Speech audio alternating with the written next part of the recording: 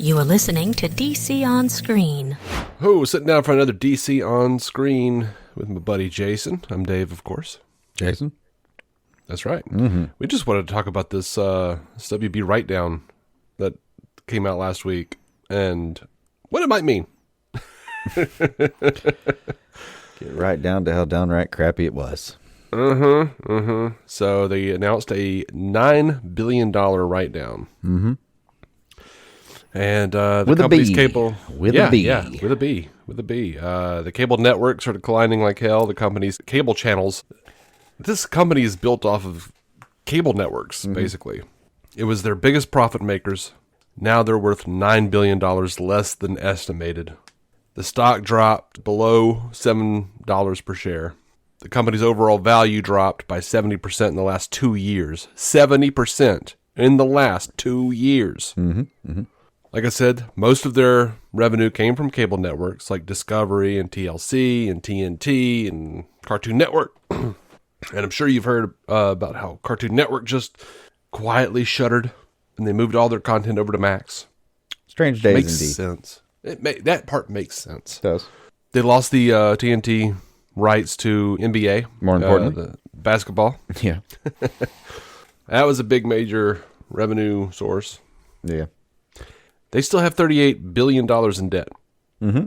Their most valuable assets are HBO and the IP. As far as like Harry Potter, Batman, DC, that shit, you know. So, without NBA rights, TNT's schedule is pretty much just old movies, old TV shows. And this is, across the board, by the way. Paramount Global is also going through this. Yeah. They have they've had a huge decline in cable value. They shut down this Paramount Television Network, but the difference is they're getting bought out by Skydance Media. Yeah. In January. WBD does not have that. They do not.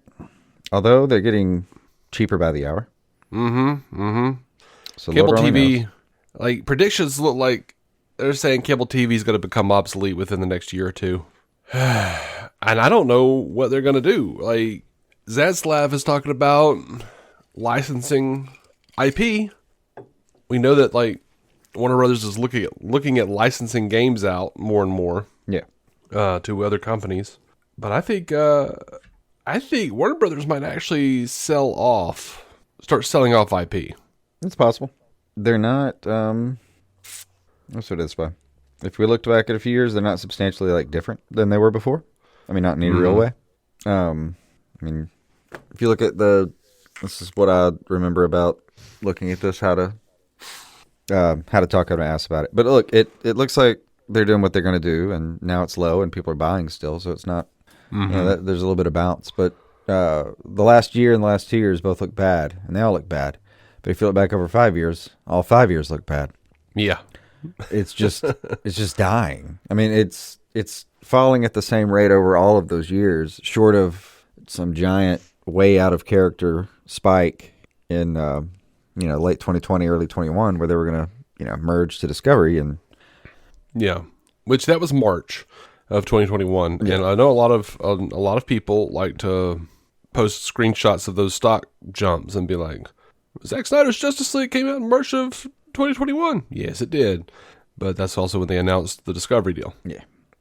And there's a rise for a few months in front of that's kind of, indicative of some optimism there. But that ended up being just kind of a false story. There's a nice, go look at a 5-year chart. There's a nice little peak there. And by nice, I mean completely absurd peak there. But, where you get a weird peak, you get a weird valley. So now I guess we're going to pay the price in 2024 for the overage there in some way. That doesn't really make sense in trading terms, but you know what I mean? Yeah. But, they just basically, kind of took off the mask, and there's really nothing there. That's where we're at? But the temptation is to blame Zaz off. But my only argument for him is that he's no worse than anything before him. Yeah. He seems to be basically doing the same pattern. They've just been losing half their value every year for however long, or whatever percentage that is. But it's the same slope. So basically the whole thing's just atrophying, and he's just pruning off little pieces of it, just like all the people in front of him. Yeah, it just feels like the clothes have no emperor. Yeah, yeah. Yeah. At this point, there's no manufacturer for the clothes, and there's no kingdom for the emperor. I don't know what. I don't, no one was actually saying like, "Oh, it's dead." It's got plenty. It's not too big to fail either. It's got plenty of stuff still in the mix. But looking very closely at what's still left there sounds like a reasonable thing. What do they actually have to get rid of? I mean, they can start selling off IP. Essentially, that's what I was saying with like their most valuable assets are HBO and their IP. So if they license IP out, especially if they're like, and I think that's their way out. I think they've got to say like they've got to get really into licensing. You got to start doing more toys, more posters, more interactive bullshit on phones, all that kind of stuff. Licensing it out to companies because they have a lot of valuable IP. And I'm not like a financial guru or, I mean, most might say, especially my bank account, I'm a dullard. Yeah, we're terrible at this. But at the same time, like, I don't see DC out there as much as I do Marvel. I don't see, Harry Potter as much out there as I do Marvel. Like, Marvel, they shove their shit down your throat. It is hard to ignore it. So, to me, it seems like, make more things for people to buy. Mm-hmm. Like, it cracked me up, just the lack of, I won't say merchandise, but I'll say good merchandise when the Batman came out, for instance. Yeah. Like, they had a lot of stuff, but then, like, about 2/3 of it looked like shit. And was priced unreasonably. Yeah, it was high. For what it was. And I'm like, y'all, come on now. I think that had to do with a little bit with just how realistic that film looks. It's hard to get it in toy form. I mean, McFarlane did a good job. And outside of McFarlane, I would say, like, those are so detail-oriented, though. And like, them in their way, But McFarlane, as far as McFarlane toys, right? Like, they are the last step before you get to prohibitively expensive.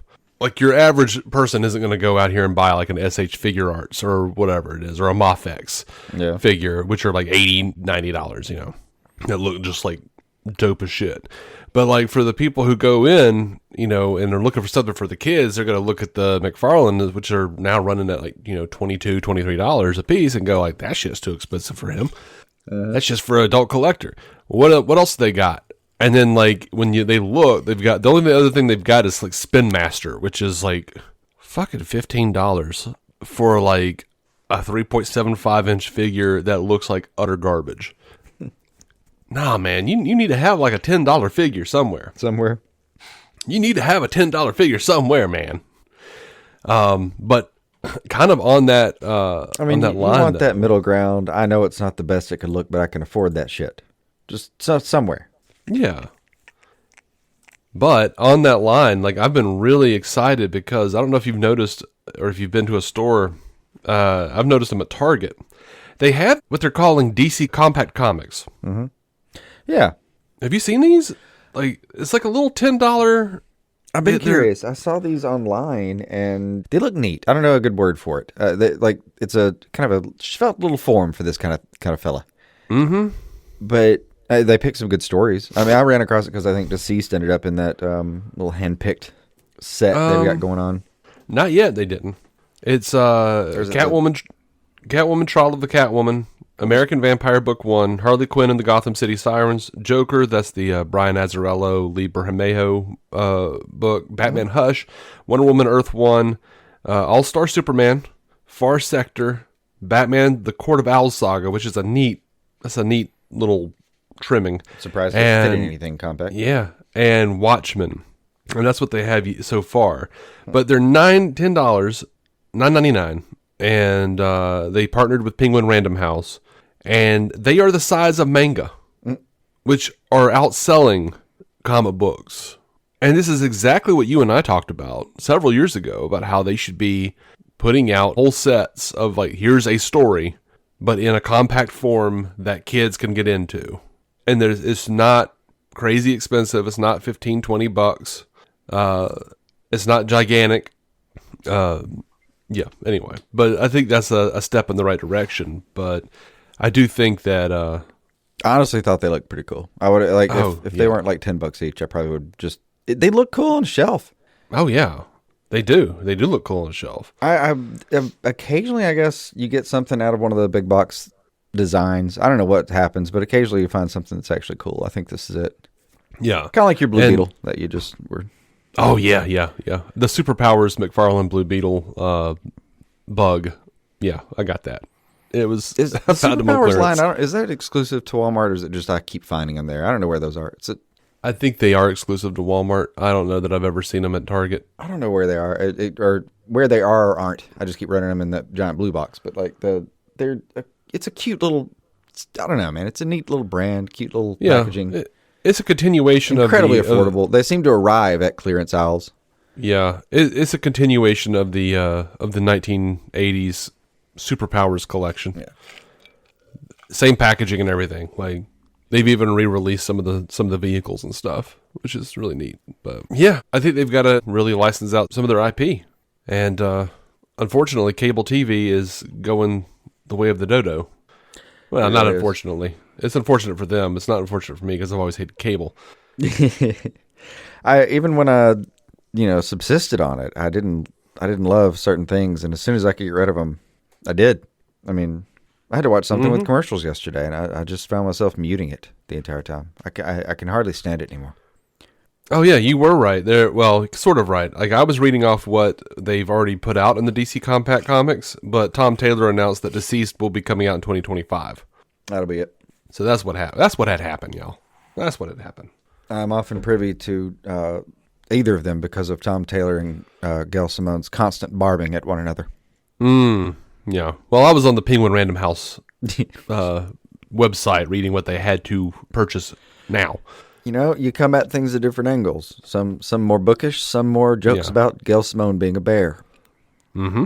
That's true. However one arrives. Happy to be there, right? Oh, sure. But you know what? Honestly, these DC Compact Comics series, like, I'm so excited about these, like, because as soon as I saw them, I was like, oh my God, it's basically the Archie Digest. Mm-hmm. This is such a good idea. It's like, I lived off of those Archie comic digests, like the Jughead Jones digests and stuff that were like on the rack before you checked out at the grocery store. And they were only a couple of bucks back then, so like it wasn't much to get a parent to going, all right, damn it. True. I was happy these weren't. It wasn't a Child's Play selection at all, but I feel like I could easily just go grab like 2 or 3 of those for $30, throw them at a 14-year-old, and just say like, "Here, you're welcome. This is a great start here." And I could just grab any 3 of those. Of all the ones you just read, it wouldn't matter. Well, even our buddy Pud over on Twitter or X or whatever was saying that the manga is so much easier for his girls to read because they're smaller and they fit their hands better. Like his daughters have trouble with like the big graphic novels, like the normal sized graphic novels, and these are much more suited to someone who has small hands. That is cool. I'm down for this. I like this idea. But yeah, I don't know how to fix WB though. No idea. Oh, and while you were going over one bit, I looked up the maximum part of that chart. It's been the same since 2013, actually. Between 2018 and the kerfuffle late in 21 or whatever, there's been like this little spike. It looks like basically where there was a max in streaming, there's been like this spike, and then everything settled back down. And since 2013, it's just been falling back. Is what the whole zoom out looks like. I don't know, man. It's not looking good. It just keeps losing every year. Yeah. It's a hard thing to talk about financially, but that doesn't mean anything for the products that we're looking forward to. I know that makes that doesn't, and in a way that doesn't make sense, but like it doesn't mean they're going to sell Batman tomorrow to pay the bills. Like they also paid $12 billion off in the last 2 years. Like, that's not nothing. They are actually selling things because they're trying to make sure that they are in some way sound. So like James Gunn's 10-year plan isn't being outsourced in the coming weeks. Yeah. I don't think they're selling DC. I don't think they're selling DC yet. Like, DC as a publisher, you're talking about, print is dead. Like that's not going to save them that much money. They're not going to get that much money. No.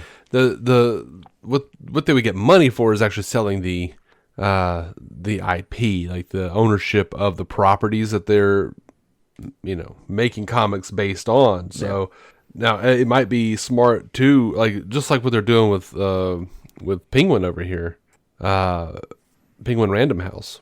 If they're licensing it out for different sorts of volumes, that makes sense. Even if they like sold or they license out the publication of the comics to somebody, that might make some sense. I don't know the legalities of it, but there's a lot they could do. Well, hey, here's an amateur take of why not to panic, I suppose. And so if you're Warner Brothers Discovery right now, you don't. How much can you sell? How much can you actually just unload the warehouse, sell everything, including the warehouse itself, and still have anything that's worth keeping? If you actually just get rid of everything and fall apart, there's not going to be anything worth doing. So, if we get rid of DC in parts, it'll just fail. I don't think they're going to do a little bit like what Sony tried to do and failed at, or we're not going to get a hard to combine thing later. Is what I'm getting at. If they get rid of anything, it's probably going to be in a bigger chunk than we think. Yes, maybe the entire 10-year plan might sell rather than be done under WB. That's a possibility, but it'll probably sell as a whole picture in some way rather than just pieces of it. They can't afford to start over. Mm-hmm. At some point, you just have to actually sell that ship and hope it makes it. Yeah. I don't know what all their assets are, obviously. I'm only really interested in DC. Yeah, that's my point. Our interest in Warner Brothers is entirely because of the people they own, and then after that, it'll just be a curiosity. Yeah. Last week, it says that Warner Brothers is looking to sell off their games division. It looks like Xbox is interested. So, is that point? Does that mean just Microsoft is interested? I thought that was still. I guess. Is that who still owns Xbox? It's been a long time since I've been a gamer, man. Yeah, it would be Microsoft. I haven't seen those logos in a minute. It would be Microsoft. I'm looking at the article. Cool. Well. So, Let's hand a pretty decent gaming history over to Bill and see what happens. But we've also, gotten some indication that they might be looking to merge with Paramount a little bit on the streaming platform, like merging Paramount Plus and Max. That part I feel like is inevitable. There are too many. They'll have to combine. We're not going to go full Highlander here, but some Highlander. Mm-hmm. I'm fine. That's how Hulu started out, for God's sake, before Disney bought it. Oh, man, Hulu was one of the ones originally called out in that writer's strike in the aughts. Mm-hmm. They were called out by name as being just the worst, and now they kind of technically don't really matter and exist anymore. The only reason you have a Hulu account at this point is because Hulu insists on putting stuff there that otherwise Disney, I think, owns. Mm-hmm. It's just silly. But the thing about WB owning all of these cable networks that are slowly failing, all they're really doing is just playing reruns. Yeah, that's all they're doing. Yeah. So has it started to kick back up at this point? Have streaming shows that lasted a few seasons managed to make their way into reruns and syndication? Because some of them, I figure that's inevitable. I just never stopped to check. CBS has been doing some stuff where I know Sundays, the old gotta have 100 rules probably not going to apply anymore.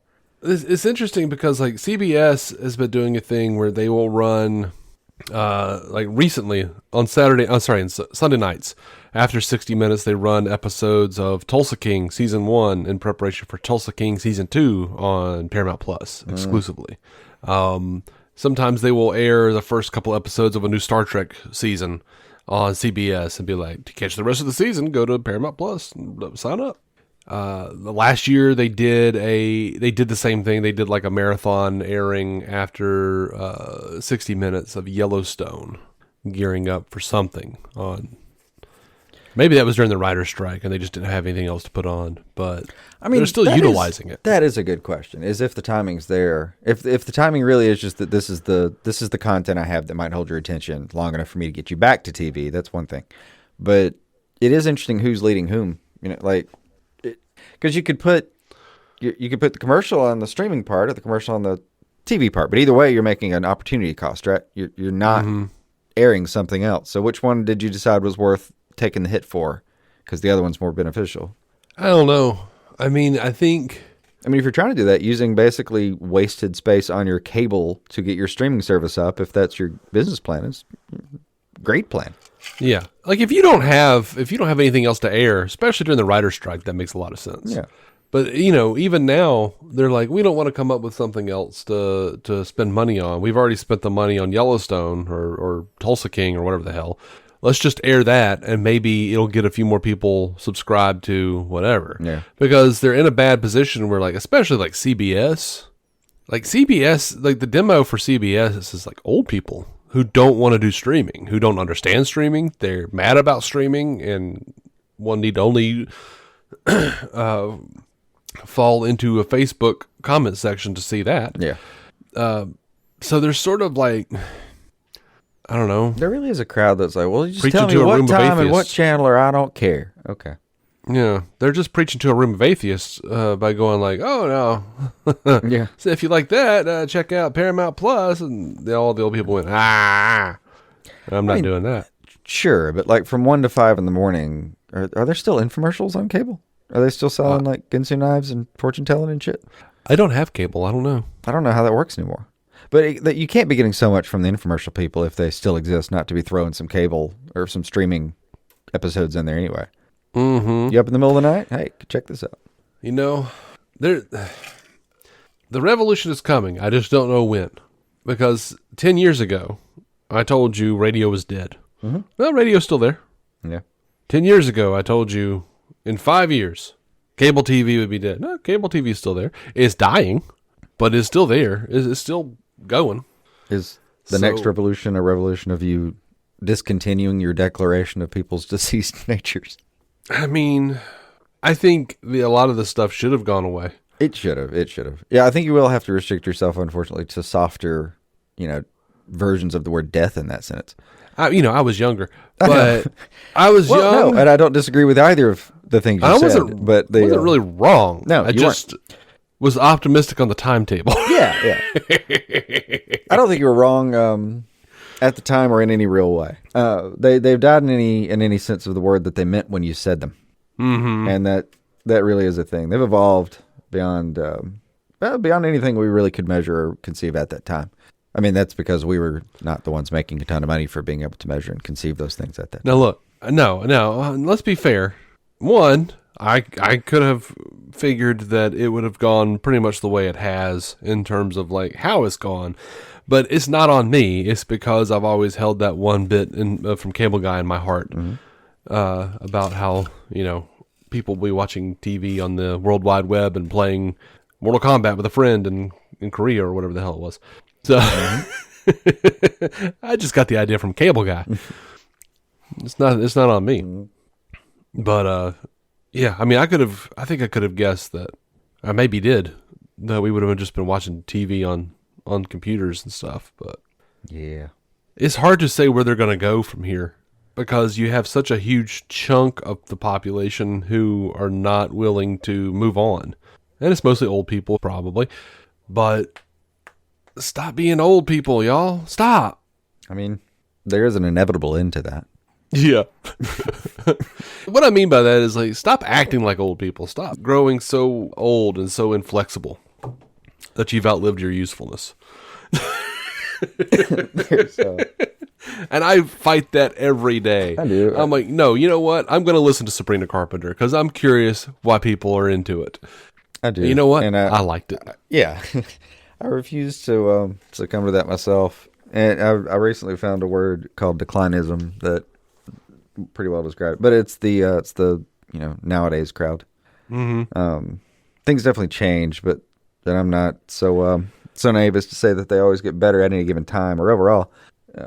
Just depends on how and when you look at things. But for the most part, nowadays and these days is relative nonsense depending on what you're looking at.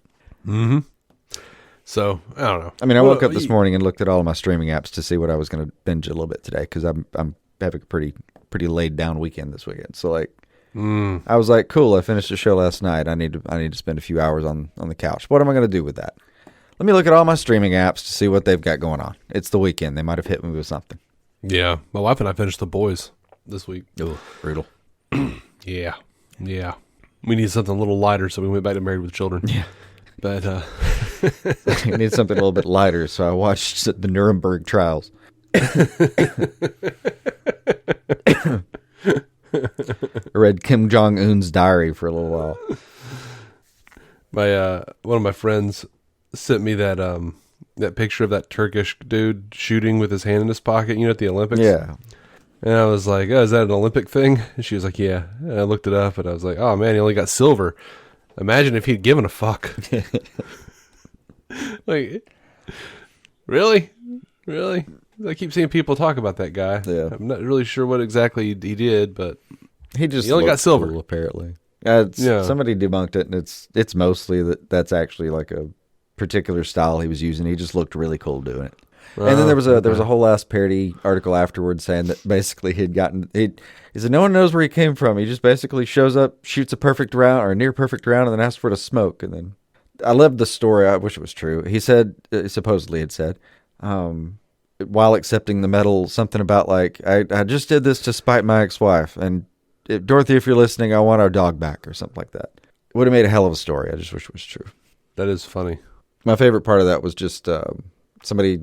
I mean, it's fun to think about. Like, yeah, no, they made him come in number 2 because he's actually a secret agent if he takes the mustache off, or puts one on or whatever the hell it is. At some point, somebody said like, "Oh, Turkish John Wick," and the John Wick Twitter account just put "yeah" as the retweet. Do you have anything else on this on the stocks and whatnot? No. We're just gonna watch nature take its course. Fair enough. You don't have to sell, you don't have to buy, and you sure as hell don't have to worry that you're not going to see these fucking movies that we're all talking about. You'll be all right. Yeah. One more thing. Do you want to hear a piece of nice feedback? Sure. Clark's Creek over on Apple Podcasts. This was on June 2nd, so we're a little late on this. Sorry, Clark's Creek. Sorry. Clark's Creek says, humorous and thoughtful DC discussion. David and Jason are thoughtful and kind individuals who provide knowledgeable and well thought out analysis of the DC universe. Not only that, but they have a hilarious sense of humor that consistently makes me laugh. Several years ago, David told a humorous anecdote on the podcast about saying to a fellow customer in a place of business, "I'm not real," in place of "I don't work here." And that's still an anecdote which I recount to others to this day. Even when I have pretty much a polar opposite opinion to the one that being expressed on this podcast, something that is almost inevitable to occur anytime The Dark Knight Rises comes up. True.